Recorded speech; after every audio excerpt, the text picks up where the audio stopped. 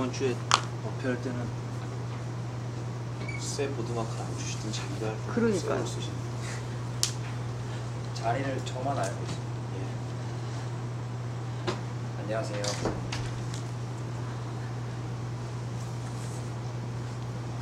안녕하세요. 기다렸습니다.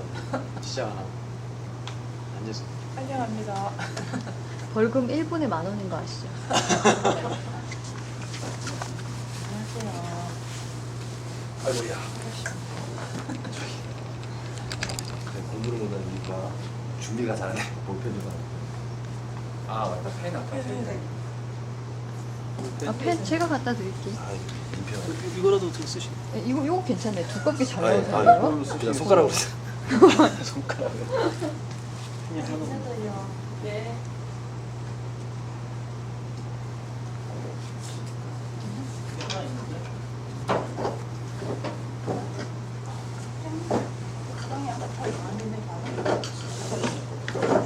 부사님 고생하셨습니다.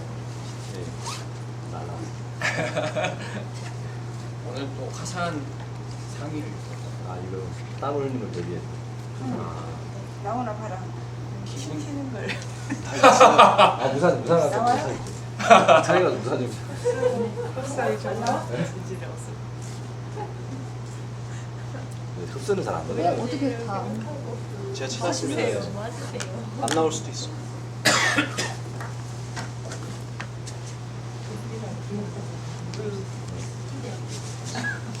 안녕하세요, 반갑습니다.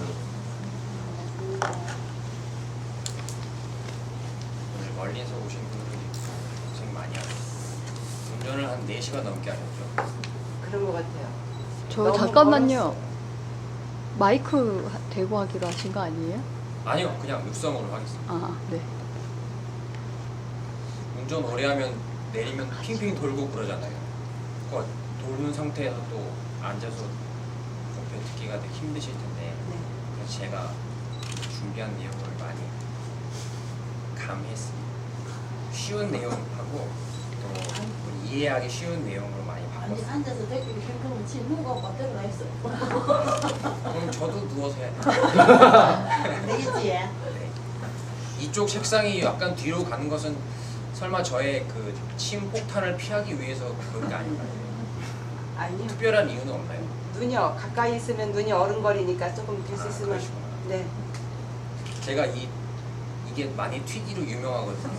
카페에서도 이걸 조심하라고 어떤 파모트모 보살님이 아, 예. 아무튼 소문이 어떻게 그렇게 났어요? 한그루 사가노 보살님 오늘 법회 처음이시죠? 지난번에 템플 스테이 때 처음 오시고 두 번째 오셨는데 법회는 처음 들어오셨어요. 네, 유튜브로만 봤습니다.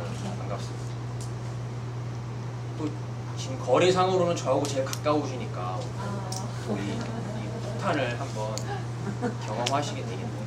뭐야지 생각하고 수정거사님, 제가 여기 출석을 적어놨습니다. 오랜만에 출석부를 한번 적어봤습니다. 이런 모살. 네. 네, 고맙습니다. 대답해 주셨습니다. 제일 한 번도 빠지지 않고 오신 이런 모살. 오늘이 12차 교리 강좌인데 12번을 도각사에 최소한 오신 거니까 대단한 우등생이라고 하지 아니할 수 없습니다. 박수 한번 주세요. 네. 고맙습니다. 항상 보살님은 거사님께서 차로 태웠다가 여기 앞에 내려주시고 가시거든요. 같이 들어오신 적이 몇 번 없어요. 그러세요. 한두 번 정도 됐는데 처음 태워주고 오셨을 때 차를 한 잔 마시고 그때 얘기 나누고 부처님 오신 날 때 오셔서 잠깐 이야기한 거 빼고는 거사님이 항상 그림자처럼 오셔서 떨구고 바로 유턴해서 저희가 빨리 나가지 않으면 거사님 뵙기가 힘들어요. 합장을 하면서 달려나가야 오셨어요! 이러고 달려나가야지. 잠깐 얼굴을 탁 비추고 왜 그러셔요? 네? 왜 그러신데요? 거사님께서 네. 보살님을 아끼시는 마음만큼 빨리 가시는 굉장히 빨리 가시는 거예요. 굉장히 많이 아끼시는 그게 아니라요. 우리 남편은 자기가 생각하기에 배울 게 없대요. 근데 저는 제가 많이 모자라서 배워야 된다 생각으로 네. 하니까 그런 보살님 모습을 보고 거사님이 콩고물은 좀 떨어지는 것 같아요. 그럼요. 공부도 얼마나 많겠어요. 행복해하니까 남편한테 콩고물은 좀 많이 떨어지는 것 같아요. 그걸 아는 것 같아요. 받아 먹으려고 기다려주시는 거. 그런 모습을 보여주시는 것만 해도 엄청나게 큰 힘이 되는 거예요. 언젠가는 거사님도 한 발, 두 발 점점점 가까이 오시다 보면 법회에 참석하시지 않겠어요? 네, 저도 그 희망을 가지고. 너무 보기 좋은 보살님이시고 그리고 두 번째로 출석 많으신 수정 거사님이 오셨어요. 예. 아주 딱 시간에 맞춰서 남자는 예불은 건너뛰어도 된다. 딱 법회 딱 이거 시작할 때 칼 출근을 하셨어요. 딱 걸렸습니다. 얼마 전에 템플스테이 때 잠깐 오셔가지고 그날 모임은 잘 하셨어요. 네. 아 근데 후회 좀 했습니다. 왜요? 그냥 여기 있을 거예요. 남는 게 없다. 남는 게 없었어요. 뭘 건지러 간 건 아니지만요. 네. 그래도 뭐 거사님이 직접 선택하시고 가는 거니까 네. 지나가는 건 생각 안 하셔도 돼요. 언제나 이 수정 거사님을 뵈면 다른 분들도 느끼시겠지만 웃음이 항상 이 가득하세요. 처음 오셨을 때보다 훨씬 긍정적으로 바라보는 마인드가 되게 많이 생기셔서 저는 옛날에 거사님하고 같이 배 따러 경운기 타고 내려갔을 때 기억이 되게 많이 납니다. 그때 거사님 되게 익살스러운 표정을 많이 봤어요. 아 이분이 이런 포텐셜이 있구나, 이 잠재되어 있는 익살기가 있구나라는 걸 그때 알았어요. 그 뒤로 이제 약간 저희 개그 라인 쪽으로 끌어들이려고 포섭을 하고 있는데 쉽게 오시질 않아요. 지금 제가 알기로는 저희하고 다른 라인을 타고 계시는 거라 어떻게 될지는 두고 보겠습니다. 라인이 중요한 거예요. 딸기 보살님, 수자타 보살님 오늘 먼 길 같이 오셨습니다. 반갑습니다. 잘 오셨습니다. 네. 오랜만에 오셨으니까 박수 한번 쳐주세요. 네. 딸기 보살님은 몸도 성치 않으신데 항상 도박사 그리고 스님들 뵈는 정성을 이렇게 오시는 걸 보면 정말 대단하시다는 생각이 들고, 수자타 보살님도 몸이 두 분 다 지금 성치 않으신 상태인데 오셨잖아요. 성한 사람들은 안 옵니다. 성치 않으신 분들만 이곳에 옵니다. 그렇다고 제가 나머지 분들이 성치 않다는 얘기는 아니고 좀 어디가 안 좋아요. 잘 찾아보면 지금 성치 않는 부분이 다들 있을 거예요. 화병에다가 그냥. 편하면 전 많이 모자라. 보살님 아까 그 엑스포 그 성대모사 하신 걸 보고 저는 역시 보살님 끼가 있으시다는 걸 직감했습니다. 매우 괜찮으시죠. 네, 전 많이 모자랍니다. 성하면 몸이 성하고 걱정이 없으면 쉽게 이런 공부를 하는 마음을 내지 못하는 안타까운 일이기도 한데, 자기가 몸이 아플 때나 아니면 힘들 때 생각이 나는 게 더 그렇게 이런 집어서 말씀하시니까 몸도 빠릅니다. 아니에요. 어떻게 누구나 다 하셨어요? 똑같아요. 지금 밖에 있는 사람들이 여기 도각사에 왜 안 오겠어요? 아직은 편해서. 밖에서 사는 그 일에 크게 불편함을 느끼지 못해서 그런 겁니다. 하지만 제가 오늘 무슨 얘기를 드릴 거냐면 굉장히 불편하다는 얘기를 드리려고 합니다. 밖에서 지금 생활하는 게 불편하지만 느끼지 못하고 있을 뿐이에요. 실제로는 매우 힘든 일이라는 것을 먼저 말씀을 드리고 시작합니다. 오늘 주제는 크게 제가 중요하게 얘기 드리려고 하지 않습니다. 그 전에 죄송합니다. 제가 출석을 한번 빼먹었네요. 사과나무 보살님 처음으로 법회 오셨는데 또 처음 법회 오셨으니까 박수 한번 쳐주세요. 제가 이 하트 표시는 뭐 어떤 다른 뜻이 있는 게 아니고 매직을 바꿔서 잘 나오나 한번 해본 거예요. 사과나무 보살님한테 뭐 이런 게 절대 아니라 알아주셨으면 좋겠어요. 왜 더듬으시죠, 근데? 좀 입이 마르네. 도각사에 두 번째 오셨는데 느낌이 어떠세요? 행복합니다. 아 다행이에요. 네. 보살님 처음 오셨을 때에도 굉장히 멀리 떨어져 있는 것 같지 않고 계속 오셨던 분 같이 이렇게 오셨어요. 처음 절에 들어오실 때도 어디 있는지 다 위치를 아시고 오시는 것처럼, 저는 법당 이렇게 안내하려고 했는데 막 다신도 다 알고 가시고 그래서 역시 뭔가 인연이 있으신 분은 아닌가. 그 전에 그냥 금정스님 뵈서 알고 있어서 그냥 이곳까지 네. 저한테 편안하게 다가온 게 아닐까 싶어요. 금적 스님이 네. 큰 네. 다리 역할을 놔주셨네요. 항상 네. 금적 스님한테 감사하는 마음 가지시는 네. 놔주셔서 정말 고맙습니다. 출석은 제가 다 부르는 것으로 하겠습니다. 5회의 소지가 있습니다.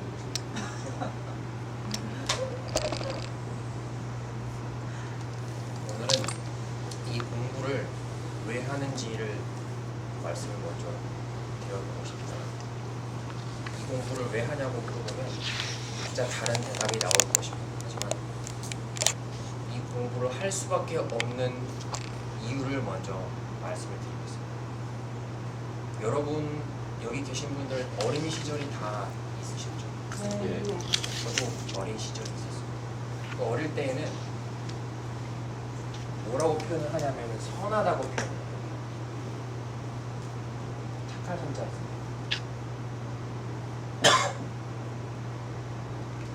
선하다는 것은 그냥 착하다라고 얘기할 수도 있지만 악하지 않은 모습이에요. 이것은 어떻게 본다면 분별을 많이 안 하는 거죠. 우리가 이것만은 절대 안 돼라고 하는 것들이 어린아이에게는 존재하지 않아요. 이번에 템플스테이 하면서도 저희 되게 많이 느꼈는데 그 아이들은 삐진다. 삐지는 것이 우리처럼 오래 가지를 않습니다. 우리는 한번 삐지면 10년도 가요. 10년 뒤에 야, 네 얼굴 좋아졌다. 근데 왜 이렇게 시무룩해? 10년 전에 네가 뭐 돈 그거 왜 그랬어? 그러면 아니 그렇게 오래된 걸 아직도 기억을 하고 있나 되게 치사하다고 얘기를 할 겁니다. 애들은 10년이 뭐 1분도 채 가지를 않는 걸 눈으로 확인을 하고 이 친구들은 분별을 하지 않는구나. 선하다는 생각을 굉장히 많이 했어요. 어릴 때는 그 받아들인 것들이 많지가 않아요. 세상을 본 것도 많이 없고 들은 것도 많이 없습니다. 부모님께서 자기 이름을 이렇게 불러주셨으니까 아 나는 누구누구구나 라고 생각을 하게 된 시간도 우리보다 훨씬 적을 거 아니에요. 보고 듣고 느낀 그 건더기들이 많지가 않아요. 그래서 거기에 대해서 이거는 좀 내 마음에 들고 요거는 좀 내 마음에 안 드는데 라고 말할 것들이 별로 없습니다. 그래서 분별을 많이 우리보다 안 하는 거예요. 그래서 삐지는 시간이 더 적은 겁니다. 애들은 여기에 대해서 여차저차라는 그런 분별이 거의 없습니다. 그거를 선하다라고 표현을 하는데 여러분도 어렸을 때 지금보다는 선하셨겠어요? 악했겠어요? 훨씬 선했을 거예요. 하지만 지금은 그때보다 많이 좋은 것도 많아지고 싫은 것도 많아졌습니다. 그것은 선해졌다라고 표현을 하면 안 돼요. 무조건 악해졌다라고 표현을 하는 겁니다. 나는 옛날보다 훨씬 악독해졌다라고 말하는 게 맞습니다. 옛날보다 절대로 선하지 않아요. 왜냐하면 기억을 많이 쌓아서 그렇습니다. 그 자기가 받아들인 기억도 많고 자기 나름대로 세상에 대해서 이거는 이렇고 저건 저렇고 판단하는 기준이 그만큼 딱딱하게 쓴 거예요. 그렇기 때문에 세상에 대해서 그만큼 어린아이처럼 선하게 바라보는 눈이 없어진 겁니다. 악해진 거예요. 어느 순간에 살아가는 이 모습이 어릴 때에는 이 선한 모습에서 점점 학교 지나오면서 애들하고 어울리면서 애들이 얘기하는 거 주워 듣고 또 대학에 가서 대학에 왜 가야 되냐고 생각은 했는데 남들이 다 가는 거예요. 그러면 나도 공부를 해서 어떻게 저떻게 해서 갔습니다. 그런데 대학에 와서 뭘 하려고 하니까 또 목표를 세워야 된다는 거예요. 나는 목표가 딱히 없는데 애들 따라서 또 목표를 세웁니다. 목표를 이루든 못 이루든 어떠한 그 지점에 도달이 되고 나니까 또 이제 다른 게 또 생기는 거예요. 계속 뭔가 결혼을 어느 순간 정신을 차려보니까 결혼을 하게 되고 또 결혼을 어느 순간 정신 차려보니까 부인이 있고 애들이 생긴 거예요. 그 어릴 때 나의 분별했던 그 생각보다 지금은 바로 앞 하루, 이틀, 그리고 바로 한 달 그 삶이 더 중요해진 모습을 낳았습니다. 옛날하고 비슷한 모습이요. 매우 많이 달라진 모습이에요. 너무 많이 달라진 모습입니다. 그리고 어느새 이제 아이들이 커가니까 없던 걱정들이 계속 생겨나게 됩니다. 애가 있기 전에는 이렇게 심한 걱정은 있질 않았어요. 아 정말 이 삶이 정말 힘들구나. 어떤 것인지 이 근원을 한번 찾아보고 싶다. 가방을 새벽에 몰래 쌌습니다. 난 우선 이 공부를 하고 와야겠다. 딱 하려고 하는데 전화가 왔어요. 축하합니다. 아들입니다. 전화가 왔어요. 그럼 나갈 수가 없는 거예요. 엄청나게 이것은 장애구나. 그래서 장애가 바로 부처님 아들의 이름입니다. 장애. 라훌라라는 이름이 부처님의 아들 이름이에요. 부처님이 나가려고 하다가 아이가 태어났다는 소식을 듣고 장애라는 말씀을 하셨습니다. 엄청나게 큰 장애가 훌쩍 생겨버렸어요. 그러면 이제 이거를 두고 가지도 못하고 돌아와서 다시 일을 해야 되는데 쉽게 되는 일은 세상에 없습니다. 그래서 좌절해서 무릎을 꿇고 주저앉으려니 주저앉을 수도 없어요. 계속해서 무조건 악해지는 자신을 발견하게 되는 거예요. 어느새 자식이 커서 훌쩍 떠나버립니다. 실컷 키워놨더니 들인 돈이 얼마인데 훌쩍 가버렸어요. 부인도 자기 뭐 좋은 것 찾아가지고 외국으로 어디로 여행 가고 없습니다. 아무도 없어요. 나밖에 없는 거예요. 그러면 어느 순간 거울을 딱 보니까 머리가 희끗희끗 세월이 너무 많이 흘러버렸어요. 이 지나버린 세월들이 계속 주마등처럼 스쳐가긴 하는데 돌이킬 수 있을까요? 없을까요? 없어요. 계속 쉴 새 없이 후회만 밀려오는 거예요. 그러다 보니까 어느새 병이 생기게 됩니다. 너무 슬픈 거예요. 이 병은 늙어서 걸린 병이어서 쉽게 낫지도 않습니다. 그리고 이제 점점 숨이 턱턱 막혀오는 거예요. 그런데 턱턱 막혀오는 순간에도 내 주변에 아무도 없는 거예요. 나를 지켜줄 거라고 생각하는 사람들이 없는 거예요. 손잡아주는 사람도 아무도 없고 그러면 나 혼자 가야 되나? 그렇게 돼버린 거예요. 나 혼자 갈 수밖에 없는 상황이 온 겁니다. 그러면 내가 여지껏 그 어릴 때 이 선한 그 마음에서 무수하게 악해져온 이 과정들이 기억나지도 않을 정도로 너무나 심하게 악해져온 지금 이 상황에서 과연 내가 뒤를 돌아보면서 무슨 생각을 할 수밖에 없겠어요. 계속 내가 여지껏 해놓은 게 뭐지?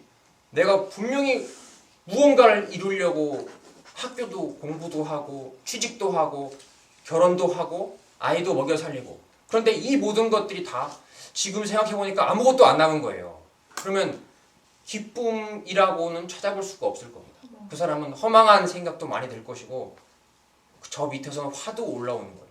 내가 이렇게 온 생을 나 자신을 위해서 우리 가족을 위해서 쏟았는데 왜 나한테 아무것도 남은 게 없어? 그러면 이제 막 큰 스님 말씀을 빌리면은 벽에 이런 칠도 하게 되고 그렇게 하는 것입니다. 그것이 울화, 분이 올라와서 그러는 거라고 말씀을 해주셨어요. 딱 이 과정을 놓고 본다면 우리가 지금 밖에서 오늘 도각사 안 온 분들 있잖아요. 그분들하고 여러분들하고 틀린 것은 스스로의 이익을 위해서 여러분들은 이곳에 오셨고 아직 스스로의 이익을 찾는 법을 여기 오지 않은 사람들은 모르고 있다는 그 차이가 있습니다. 이 인생 제가 짧게만 이야기를 드렸는데 요 얘기를 가지고만 놓고 보면 이 삶이라고 하는 것은 기쁘다고 해야 될까요? 고통스럽다고 해야 될까요? 고통스럽다고 이야기를 해야 맞습니다. 논리적으로 생각을 할 수 있는 사람이면 이 삶은 고통스럽다고 이야기를 하는 것이 맞아요. 그러면 이 고통스럽다라고 인식을 하지 못하면 이거를 이 고통을 해결해야겠다라는 마음을 낼 수 있을까요? 없을까요? 없어요. 못 내는 거예요. 이 삶이 고통스럽다라고 생각하지 않는다면 이걸 해결하려는 마음을 낼 수가 없습니다. 그래서 이번에 템플스테이에 온 어린애들은 삶이 고통이라는 것을 깨닫고 그것을 해결하려는 마음을 낼 수 있을까요? 없을까요? 없어요. 그 아이들은 아직 이 삶이 고통이라는 것을 인식하지를 못합니다. 마냥 좋은 거예요. 때려도 좋고 내가 맞아도 좋고 무조건 좋은 거예요. 잠깐 삐져도 무조건 좋아요. 그 친구들은 아직 고통이라고 하는 것을 모릅니다. 이 삶은 힘들다라는 것을 모르기 때문에 쉽게 말하면 공부를 하기가 힘든 지금의 상태예요. 하지만 이제 나이가 먹으면 먹어갈수록 악해지겠죠. 악해지면 고통이라는 것을 점점 깨닫게 될 것입니다. 그러면 지금 여러분들처럼 정말 삶은 고통이구나 라는 생각을 해보게 될 수도 있을 거예요. 그때에는 공부할 수 있는 그런 원인이 제공이 되는 것입니다. 제일 먼저 중요한 것은 이 생이라고 하는 것은 삶이라고 하는 것은 힘들구나 라는 것을 제일 먼저 깨닫는 게 중요합니다. 무슨 말인지 이해되시나요? 네. 네. 스님들이 머리를 깎고 공부하시는 이유는 이 태어나고 늙고 병들어서 죽는 것을 생로병사라고 합니다.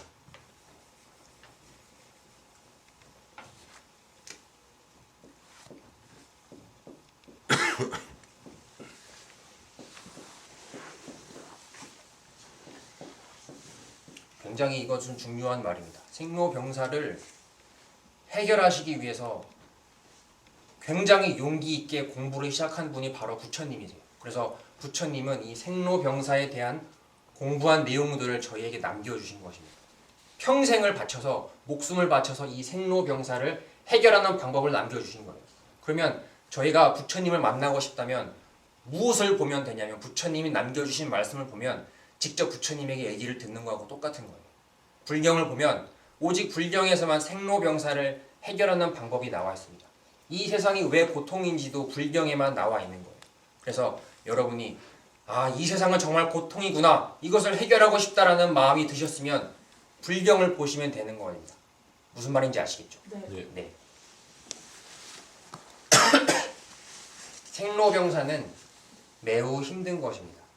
살아가는 것이 아까 이야기 드린 것처럼 단 한 가지도 내 마음대로 되는 것이 없고 단 한순간도 잡힐 듯 하면서도 남아있는 것이 없고 무언가 이루어 놓았다고 생각한다 치면 그것은 이미 사라져버려서 또 다른 것이 드러나고 걱정이 하나가 해결되나 싶으면 또 다른 걱정이 또 튀어나오고 해결될 날이 없을 것 같아요. 그래서 너무너무 힘듭니다. 늙어가는 것은 매우 힘듭니다. 아주머니들이 웃을 때 막 이러고 웃잖아요. 주름 펴고 웃으려고.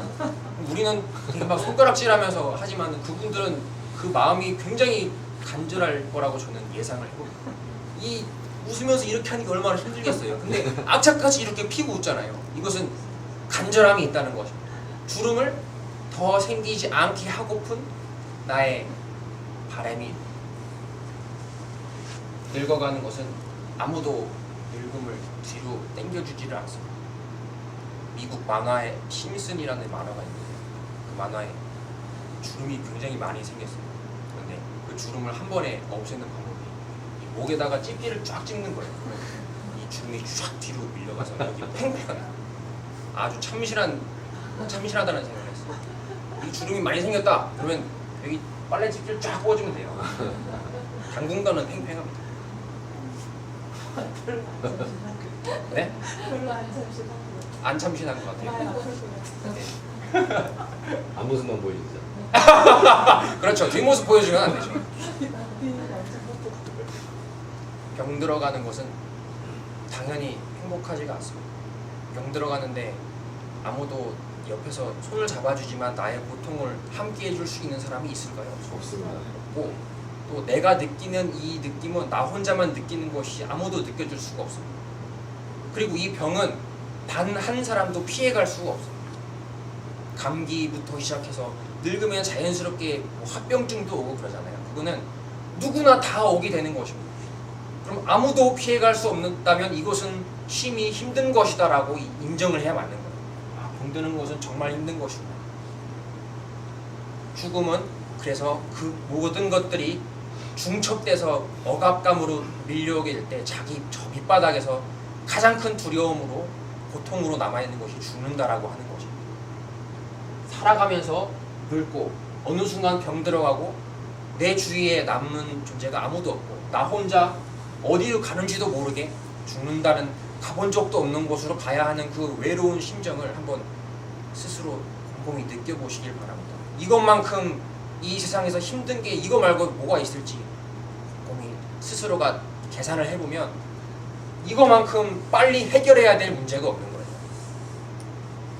불멸책에 나오는 얘기 중에 뭐가 있냐면 이 생로병사를 해결하는 부처님 말씀을 살아가는데 필요한 그런 도구로 생각하는 존재들이 많다는 말씀을 하셨어요. 이거를 그 취미생활 요가 배우는 듯이 생각하는 거예요. 그러면 이 생로병사를 해결하는 이 커다란 법문이 자기에게는 한 달에 30만 원 내고 끊고 다니는 그런 취미 하나 더해진 것에 지나지 않는다는 말씀을 하셨습니다.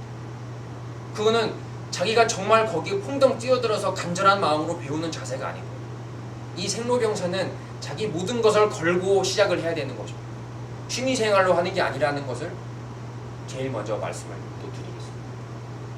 이 네 가지 말고 부처님께서 말씀하신 고통이 네 가지가 더 있습니다. 팔고라고 하는데요. 이것은 사고라고 합니다. 혹시 수정거사님, 예. 나머지 네 가지 고통 혹시 들어본 적 있으신가요? 잘 모르겠어요. 네. 사과나무 보살님 혹시 기억나는 거 있으세요? 네. 네, 뭐가 있죠? 기억나는 게? 우리분에 맞나요? 먹고 살. 먹고 살아가는 거. 또 생각나는 거 없어요?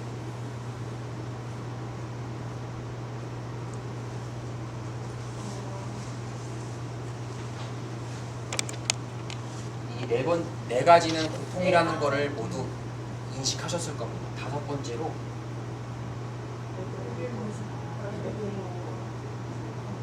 이것은 사랑하지만 헤어져야 하는 고통을 이야기합니다. 사랑하는 게 여러분 주위에 한두 가지 있어요. 자기도 모르고 있지만은 굉장히 많을 겁니다. 세보면 무수히 많은 것들을 사랑하고 있는 거예요. 그런데 그것들이 인연이 닿아서 떨어지게 되는 시간이 정해져 있나요? 아무 때나 오는 건가요? 아무 때나 오는 아무 때나 옵니다. 이것은 예고가 없어요. 순서도 없습니다. 사랑하는 것과 헤어지는 것은 막을 수도 없어요. 그래서 울고 불고 앉아서 발버둥 친다 해서 다시 만나지나요? 아니요, 다시 만나지지도 않습니다. 이것은 너무너무 큰 고통입니다.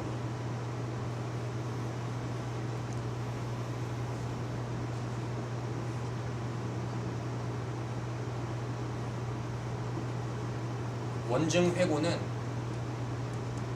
미워하는데 만나야 되는 고통입니다. 꼴도 보기 싫은데 1초라도 보기 싫은데 내 짝꿍인 거예요. 계속 맨날 와 옆에 그냥 볼 수밖에 없어요. 너무너무 힘들어요. 난 그 녀석의 향수 냄새를 맡는 것만으로 역겨움이 막 올라오는데 맨날 향수를 뿌리고 있는 거예요. 너무 싫은 거. 그렇다고 짝꿍을 바꿔달래가지고 바꿨는데 둘이 같이 옮겨갔어. 또 옆에 있는 거예요. 헤어진다고 해서 헤어지려고 해서 쉽게 헤어질 수가 없는 거를 알게 됐을 때 그것은 큰 고통입니다. 계속 짝꿍이 따라오는 고통, 원증.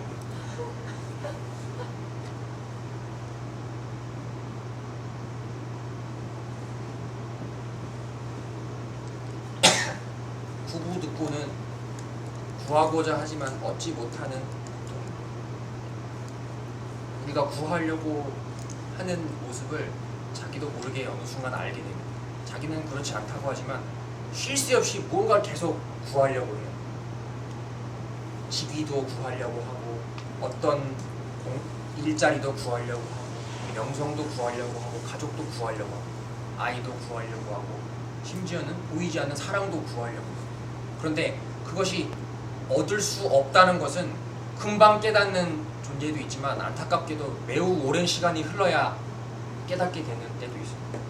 그러면 그때까지 쏟은 시간이 결국은 얻을 수 없는 것을 내가 얻으려고 이 긴 시간을 달려왔구나라는 것을 생각해 본다면 너무나 큰 고통이 밀려올 것입니다.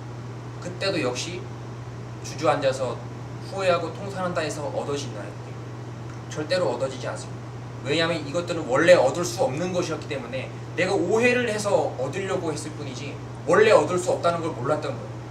그때 그것을 알게 됐을 때 몰려오는 고통이 있습니다. 하나 남았네요.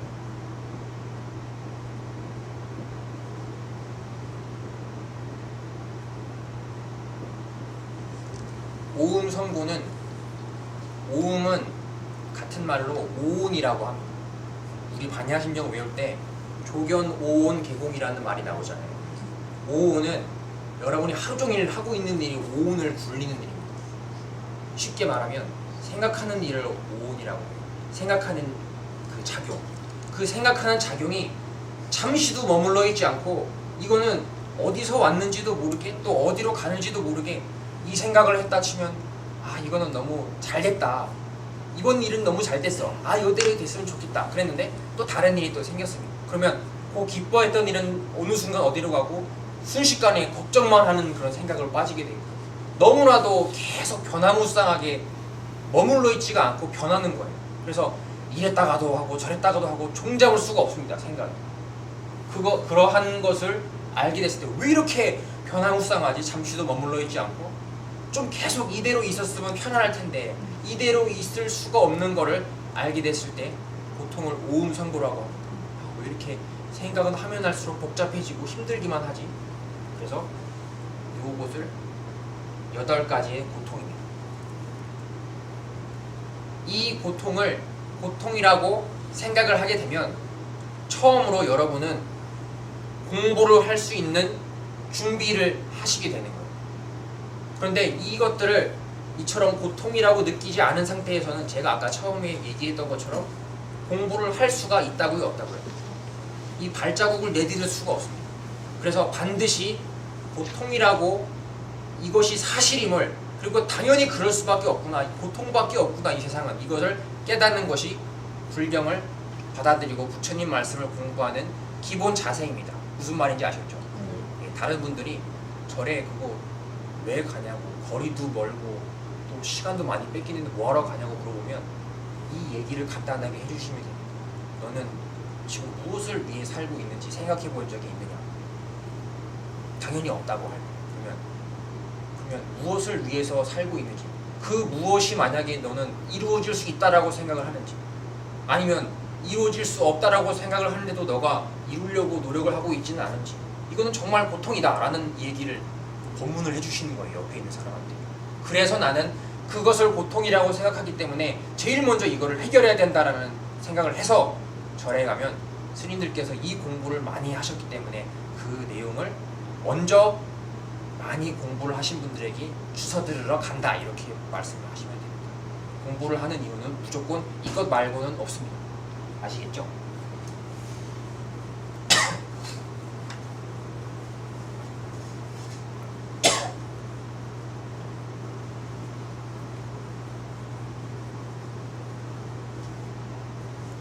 그래서 삶은 고통이다. 삶은 계란 후라이가 아니고 삶은 고통이다라는 얘기를 제가 처음에 들었어요. 그러면 그 고통을 해결하려면 제가 얘기한 것의 질문에 답이 다 들어있습니다.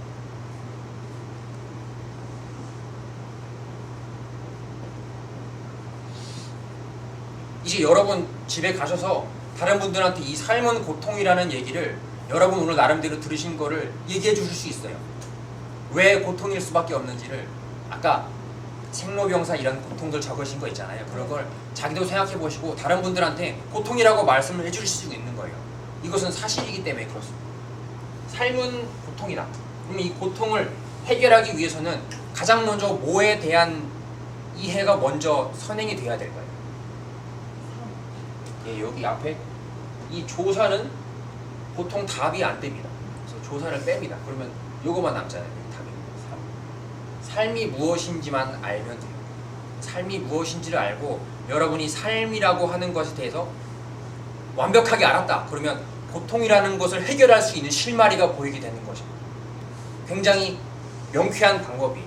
가장 먼저 해야 될 일은 이 고통은 삶에 있으니 삶이라고 하는 것이 무엇인지를 제일 먼저 봐야 되는 것입니다. 이해되셨죠? 네. 이 삶은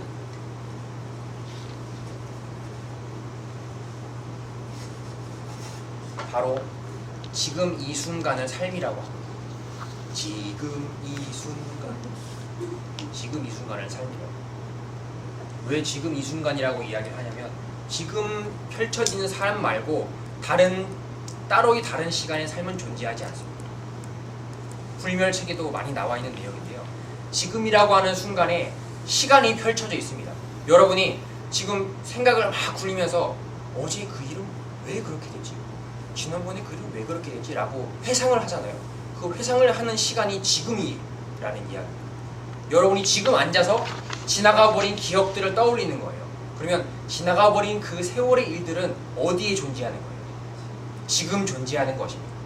또 아직 오지 않은 일들이 있잖아요. 내일 어디 가고 내일 모레 어디 가고 미치지 않은 일들, 여기에 도달되지 않은 일들은 걱정을 하게 돼요. 이게 혹시 잘못되면 어떡하지? 요것만은 잘 돼야 되는데 이런 오지도 않은 일들에 대한 걱정은 지금에서만 하는 겁니다. 지금 내 생각 속에만 그런 걱정들이 들어있는 거예요. 그러면 과거라고 하는 것하고 미래라고 하는 것하고 또 지금 일어나는 일들 있잖아요. 지금 벌어지고 있는 일들에 대한 수많은 걱정과 고민과 그런 것들도 여러분들의 지금 하는 생각 속에만 들어있습니다. 삶은 지금이라는 속에만 존재합니다. 매우 중요한 이야기입니다. 삶은 지금에만 존재한다는 것은 여러분이 계속 곱씹고 생각을 해보시길 바랍니다. 이거를 마음속에서 아 그래 지금뿐이야 지금뿐이야 라고 하면서 전화를 받았는데 뭐 아유 어떻게 저기가 어떻게 됐어 그럼 아이고 어떻게 그거 어떡하지 해결 안 되고 어떡하지 이거는 전부 지나가버린 있지도 않은 일을 가지고 지금을 망치고 있는 거예요.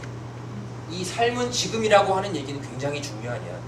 제가 그러면 지금부터 지금이라고 하는 얘기를 간단히 말씀을 드리려고 합니다. 지금은 우리가 오늘 예불 하기 전에 종을 쳤잖아요. 종소리 다들 들으셨죠? 그 종이 계속 처음부터 끝까지 일정한 소리로 났었네요. 아니죠. 처음에는 뜬 하고 계속 시간이 갈수록 커졌을까요? 작아졌을까요? 계속 미세한 시간을 따라서 작아졌습니다. 그러면 뜬 이렇게 점점 조그맣게 되었어요. 쭉 가는 게 아니고 띵 하고 이렇게 쭉 내려오고 이거를 시간이라고 보셔도 됩니다. 그 종소리가 나는 시간 동안 종이 땡 하고 쳤을 때부터 완전히 멎기까지 이때 중에서 제가 한번 나눠보겠습니다.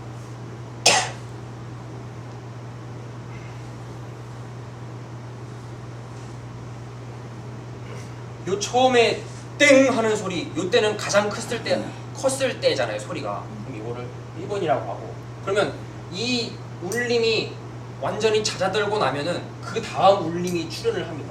2번. 근데 신기한 것은 처음 이 종소리 땡 하는 소리 있잖아요. 이 종소리가 땡 하기 전에는 종소리가 났었을까요? 안 났었을까요? 종소리가 없었어요. 그러면 종소리가 없다가 갑자기 생겨났습니다. 이 땡 하는 울림이. 그럼 이 울림은 온 자리를 찾을 수가 있나요? 어디에서 왔는지 알 수가 있을까요? 찾아보려고 해도 앞에 소리가 안 났었으니까 잘 모르겠어요. 이 소리가 어디서 왔는지를 모르겠습니다. 분명히 소리는 났는데 이 1번이라는 이 소리가 울림이 어디서 생겨났는지를 잘 모르겠어요. 그러면 그거는 잘 모르겠으니까 우선 제껴놓읍시다. 다음 2번 울림으로 가봐요. 그러면 2번 울림이 딱 드러나면 이 1번 울림은 계속 남아있을까요? 아니면 사라졌을까요? 사라졌기 때문에 2번 울림이 출현을 한 것입니다.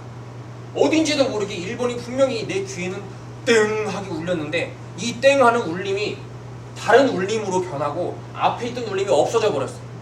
그럼 이 1번 울림은 과연 어디로 없어졌는지 한번 또 찾아보는 거예요. 2번 울림이 나타나고 1번 울림이 사라졌다라고 이야기를 해야 되는데 1번 울림이 어디로 사라졌는지 알 수가 있을까요? 잘 모르겠어요. 어디서 왔는지도 모르겠고 어디로 가는지도 잘 모르겠어요. 2번은 다르지가 않아요. 2번은 1번이 사라지면서 2번이 출현했다고 하지만 2번이라는 이 소리가 어디서 왔는지를 알 수가 없어요. 굉장히 신기한 이야기입니다. 이것은 우리가 그냥 종소리가 땡 하고 울리다가 끝나는 것으로 들었지만 부드럽게 이어지는 것으로 들었지만 굉장히 신기한 비밀이 있는 거예요. 어디서 왔는지를 모르겠습니다. 이 소리가 처음 울림이 다음 울림도 어디서 왔고 어디로 가는지를 잘 모르겠어요. 이것들이 어디서 생겨나고 어디로 가는지를 잘 모르겠습니다.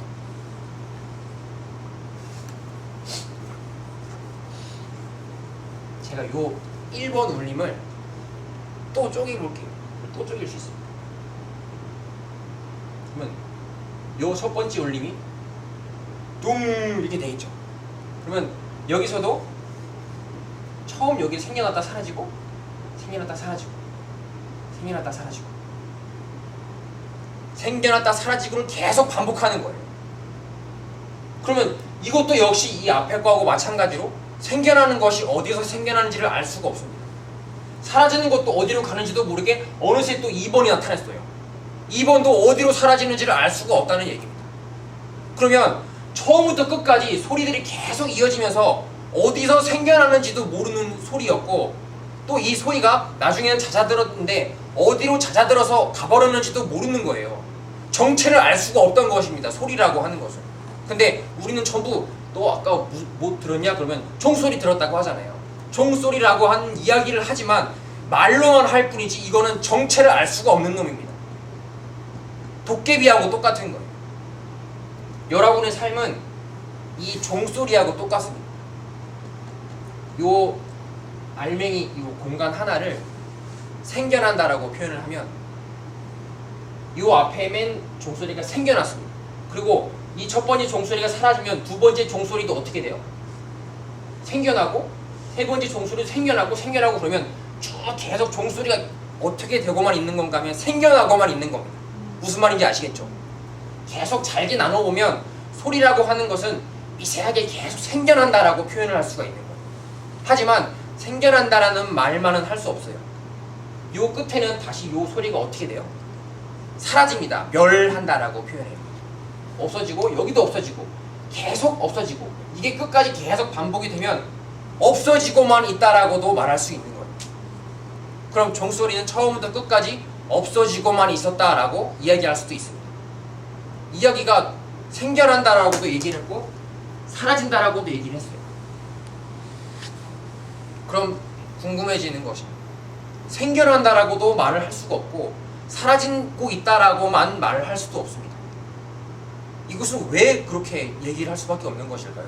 과연 이 소리가 전체를 놓고 봤을 때 네 귀에서 들렸다고는 하지만 생겨났다라고 이야기를 해야겠느냐 없어졌다라고 얘기를 해야겠느냐 넌 분명히 소리를 들었다고 하는데 물어봤습니다. 누가. 그러면 나는 어떻게 대답을 해야 될까요? 이 소리는 생겨났다 라고 대답을 했다면 다시 물어볼 수 있습니다. 분명히 나중에 사라졌으니까 지금 종소리가 안 나지 않느냐라고 얘기를 할 수 있잖아요. 그렇죠? 또 그럼 종소리는 사라졌습니다. 그렇다면 처음에 애초에 종을 안 쳤으면 소리가 생겨나지 않았으면 어떻게 사라졌겠느냐라고 다시 물어볼 수가 있는 거예요. 이 종소리는 여러분이 이제 대답을 해보면 됩니다. 생겨났다라고도 말할 수 없고 사라진다라고도 말을 할 수가 없습니다. 그러면 뭐라고 대답을 해야 될까요? 생겨난 적도 없고 사라진 적도 없고. 생겨난 적도 없고 사라진 적도 없다라고 얘기를 해도 되고 불생불멸 되게 어려운 좀 역시 결석을 안 하신 분이 막 나오는 것 같습니다. 불생불멸이라고 얘기를 할 수도 있습니다. 삶은 태어나는 것도 아니고 죽는 것도 아니에요. 생겨나지도 않고 사라지지도 않습니다. 여러분의 삶은 오직 종소리와 같은 이 지금 순간인데 이 종소리는 생겨난다라고 말할 수가 없고 사라진다라고 말할 수가 없는 거예요. 이거는 논리적으로 따져보면 분명히 알 수 있습니다. 여러분의 삶은 내가 태어나서 죽음으로 향해 가고 있는 것 같지만 여러분은 태어난 적이 없어요. 보이지 않는 것이 바로 여러분의 진짜 모습이기 때문에 그렇습니다. 그래서 죽을 수가 없습니다. 생겨난 적이 없는 것은 절대로 사라진다라고 표현하지 않아요. 여러분은 원래 태어나지 않았기 때문에 죽을 수가 없습니다. 죽을까봐 조마조마했던 고민했던 사람은 여지껏 오해를 하고 있던 거예요. 원래 죽을 수 없습니다. 죽는다라는 그 고민 위에서 아까 생로병사도 펼쳐지게 되고 만나서 싫은 것도 펼쳐지고 헤어지기 싫은 것도 다 펼쳐지는 겁니다. 죽기 전에 뭘 이뤄야지. 근데 얻을 수가 없구나. 부부 듣고도 그 위에 펼쳐지는 거예요. 그런데 제가 지금 삶은 지금 이 순간이라고 하는 이 얘기에서 드린 말씀이 뭔가 하면 여러분은 원래 살거나 죽는 게 아니라는 얘기를 드린 것입니다. 이것은 여러분이 불멸책도 보고 큰 스님 법문을 듣는데 그 바라보는 견해라고 합니다. 견해의 관점에 있어서 되게 커다란 영향을 미칠 것입니다. 지금이라고 하는 이 순간이 딱 멈춰져 있는 순간이 한순간도 없고 또 생겨난다라고도 표현할 수도 없고 없어진다라고도 표현할 수 없습니다. 이거는 뭐라고 말을 할 수가 없는 거예요. 내 삶이 어떠한 것이라고 생각을 했는데 어떠한 것이 아니었던 것입니다.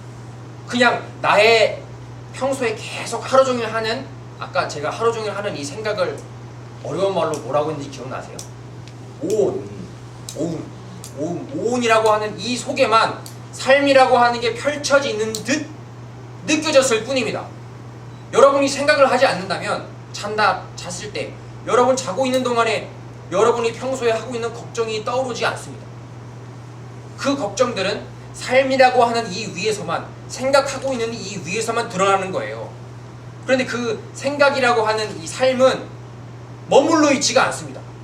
또 생겨나는 듯 하지만 언제 그랬냐는 듯이 없어지기도 하고 없어지는 듯 하지만 계속 생겨나기도 합니다. 정체를 알 수가 없이 오묘한 것이 바로 삶의 정체예요. 이거를 꿈이라고 표현을 합니다. 부처님께서 삶은 꿈이라고 하셨어요. 아까 사과나무 보살님이 택시기사한테 하셨던 말씀처럼 기사님 이 삶이요. 사투리 쓰셨나요? 안 쓰셨죠? 기사님 삶이 꿈이랍니다. 기사님이 아까 뭐라고 그러셨다 그랬죠? 허허허 웃었다 그랬죠?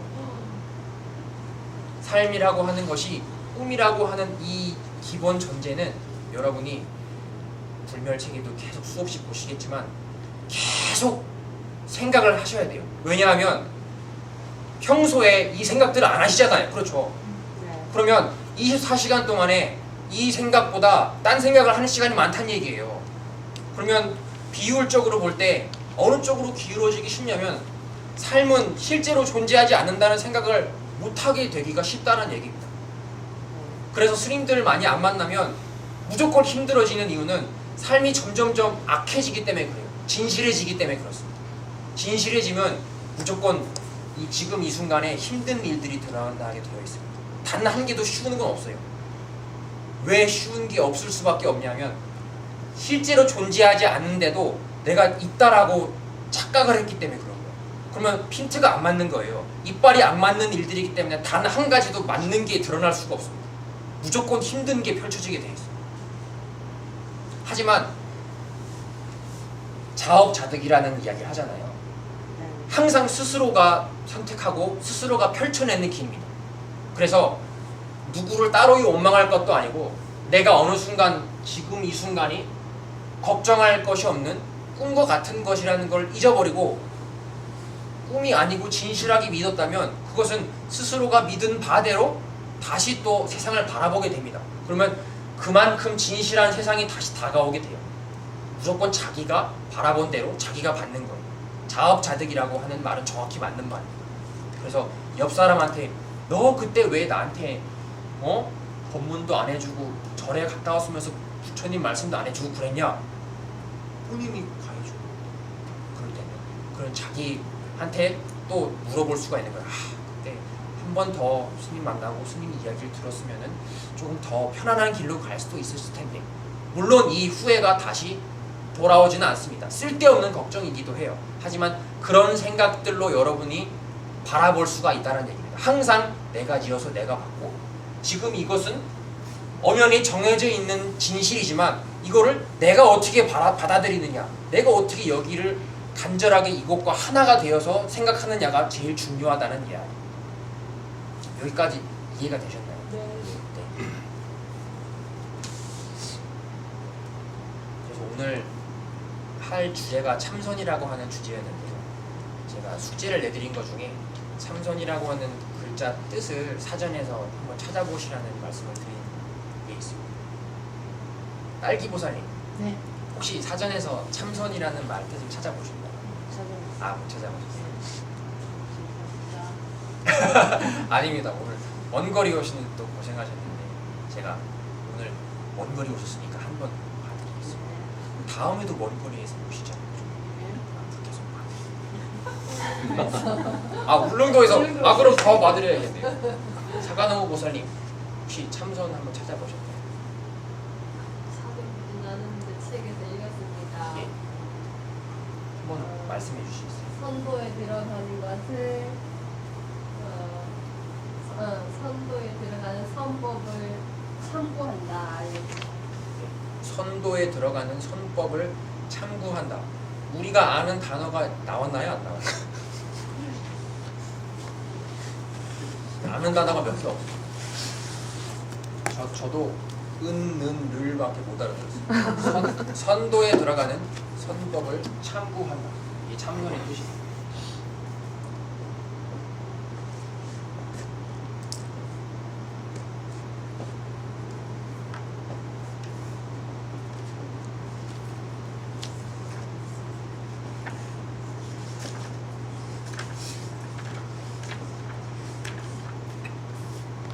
그 말에 여러분이 너무 얽매이실 필요는 없습니다. 이게 너무 어렵네. 도대체 이게 무슨 뜻이라고 계속 머리를 쥐어짠다 해도 쉽사리 해결은 나지 않아요. 왜냐하면 그 다음엔 다른 내용이 나와 있지 않기 때문에 사전에 그 다른 내용이 없습니다. 제가 그래서 선법을 또 한번 혹시 몰라서 국어사전에 찾아봤습니다. 참선의 뜻이 이거죠. 참선.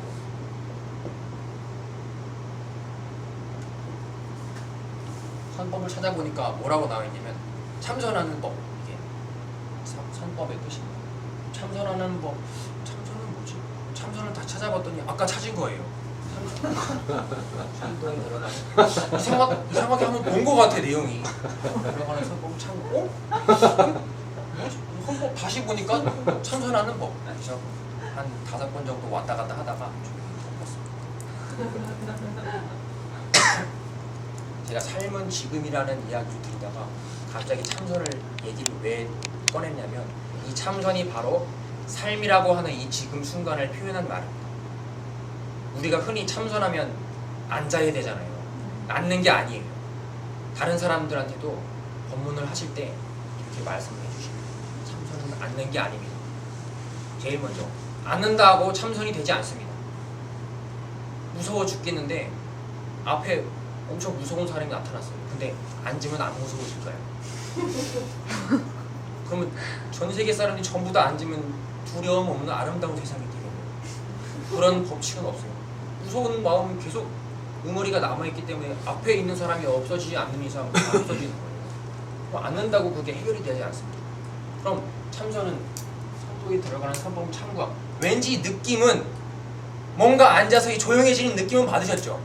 뭔가 이렇게 조용히 해야 되는 것 같긴 한데 정확한 건 모르겠고 하지만 무조건 앉는다고 참선이 되는 건 절대 아니라는 거를 먼저 말씀해 주세요. 그리고 요거 찾으면 요거 나오고 요거 찾으면 요거 나온다는 것도 참고로 말씀해 주시고 참자는 이렇게 씁니다. 이거는 석삼자로도 씁니다. 1만원, 2만원, 3만원 할 때 3자도 되고 또 가지런하게 참가한다라는 뜻이 있습니다.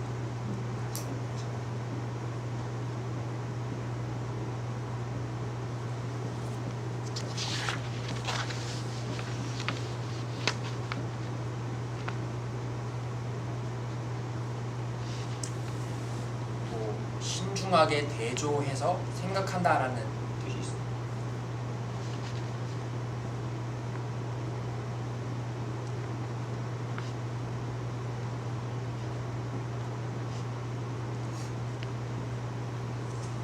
이것을 한 자전에는 여러 가지 의미들이 있는데 이러한 의미들도 있다라고 불멸책에 이렇게 나와 있는데요. 한번 뜻을 써보았습니다. 그러면 가지런하게 참가한다는 것은 무엇을 가지고 가지런하게 참가한다라고 표현을 해주셨냐면 삶이라고 하는 이 지금 이 순간에 항상 가지런하게 참가되는 것들이 있습니다. 우리가 기초교리 앞에 했던 것들 중에 많이 나왔던 이야기인데요. 항상 3가지가 같이 참가합니다. 세 개는 항상 셋이 함께 참가를 합니다. 제일 먼저 뭐가 참가를 하냐면 지금 이 순간 펼쳐진 세상이 참가를 합니다. 참가 번호 1번 세상이라고 하는 게 있습니다. 두 번째 세상이라고 하는 것은 홀로 존재할 수 없다라고 했죠. 항상 세상을 느끼는 존재에게만 세상이 드러납니다. 그럼 느끼는 놈 참가 번호 2번 느끼는 놈이 있습니다. 그리고 세상하고 느끼는 놈하고 있으면 그냥 뭐 가만히 있나요? 이렇게 바라보고 가만히 있으면 잡는 거하고 똑같아요. 아무 생각이 없는 거. 뭔가 계속 일어나는 게 바로 어떻구나 저떻구나 계속 쉴 새 없이 오온을 굴리는 거예요. 오온을 굴리는 거. 그것이 인식작용입니다. 참가 번호 3번 인식하는 그것이 3번입니다. 그래서 가지런하게 참가한다라고 하는 이 의미는 지금 이 순간 항상 세상과 세상을 느끼는 나와 인식 이 3가지가 함께 참가되고 있다라는 의미로 받아들이면 됩니다. 여러분 지금 여기 앉아 계시잖아요. 여러분 각자마다 이 3가지가 전부 참가되어 있습니다. 수자타 보살님 지금 이 앞에 드러나 있는 세상을 느끼시고 있고 그러면 이미 참가 번호 1번이 참가된 거예요. 그리고 그거를 지금 본인이 느끼고 있잖아요. 내가 느끼고 있는 겁니다. 내가 바로 참가번호 2번. 그리고 그것을 바라보면서 어떤 느낌을 계속 받습니다. 아, 오늘은 이런 내용을 공부하는구나. 스스로 나름대로 계속 어떤 생각을 하잖아요. 그것이 참가번호 3번. 얘네는 단 한순간도 참가번호 1, 2, 3번이 결석하는 날이 없어요. 항상 개근상입니다. 얘네는 붙어 다니기 때문에 그래요. 아까 그 옆에 있는 헤어지고 싶은데 못 헤어진 짝꿍 있잖아요. 얘는 셋이 항상 짝꿍입니다. 선생님이 아무리 분단을 바꿔도 얘네는 항상 셋이 몰려서 다녀요. 어려운 말로 뭐라고 하는지 기억나세요? 해련모사님. 이 셋을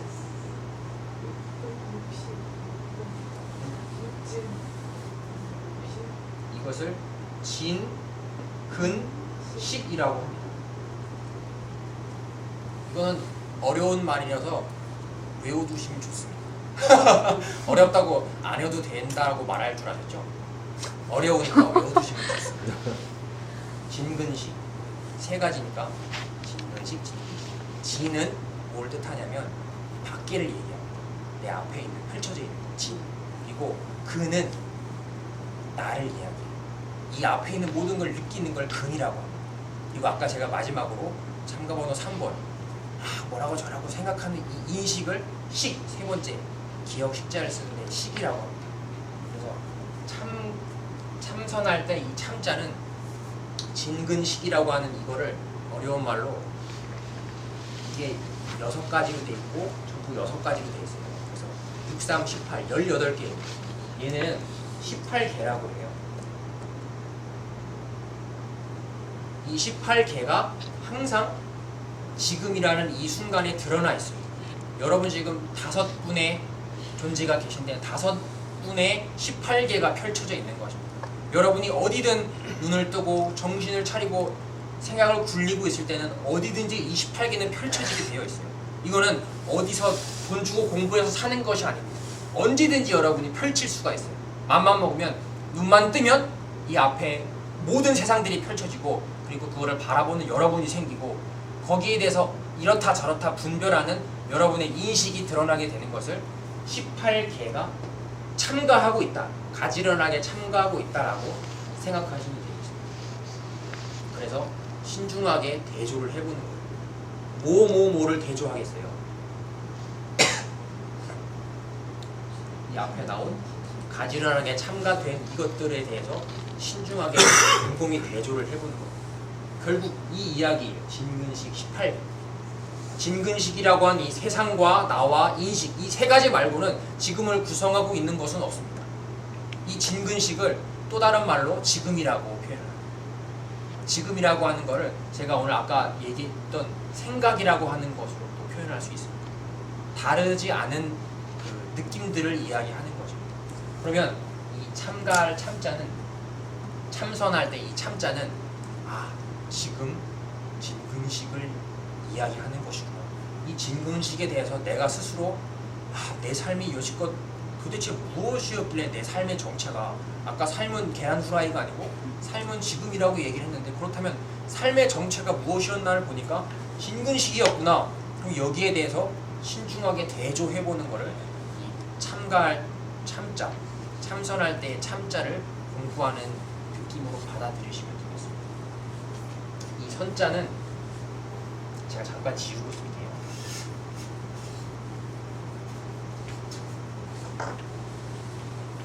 딸기보살님 혹시 글씨가 보이시나요? 괜찮으세요? 글씨가 좀 악피이다 그런 생각은 안 드세요? 괜찮으세요? 다행입니다. 선자는 이렇게 씁니다.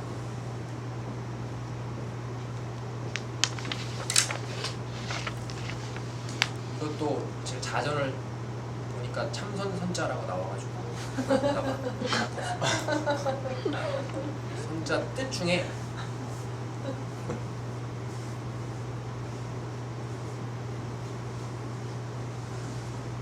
땅을 판판하게 닦고 깨끗이 한다는 뜻이 있습니다.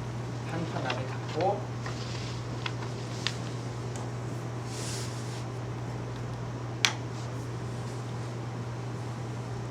죄송합니다.